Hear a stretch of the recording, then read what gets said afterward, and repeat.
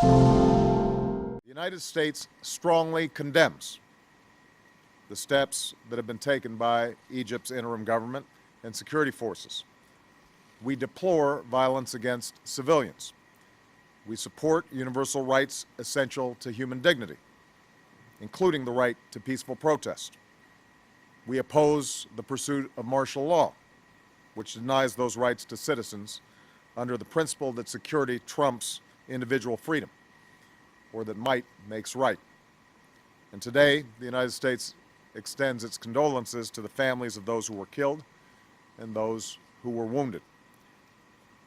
Given the depths of our partnership with Egypt, our national security interests in this pivotal part of the world, and our belief that engagement can support a transition back to a democratically elected civilian government, we've sustained our commitment to Egypt and its people. But while we want to sustain our relationship with Egypt, our traditional cooperation cannot continue as usual when civilians are being killed in the streets and rights are being rolled back.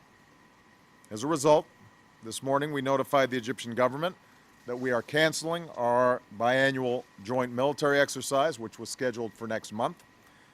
Going forward, I've asked my national security team to assess the implications of the actions taken by the interim government and further steps that we may take as necessary with respect to the U.S.-Egyptian relationship.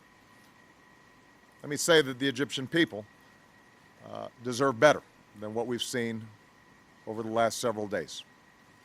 And to the Egyptian people, let me say the cycle of violence and escalation needs to stop. We call on the Egyptian authorities to respect the universal rights of the people. We call on those who are protesting to do so peacefully and condemn the attacks that we've seen by protesters, including on churches.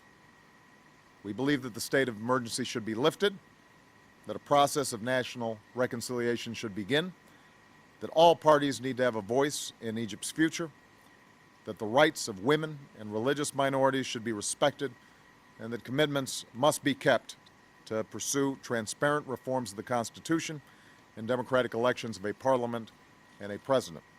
I know it's tempting inside of Egypt to blame the United States or the West or some other outside actor for what's gone wrong. We've been blamed by supporters of Morsi. We've been blamed by the other side as if we are supporters of Morsi. That kind of approach will do nothing to help Egyptians achieve the future that they deserve. We want Egypt to succeed. We want a peaceful, democratic, prosperous Egypt.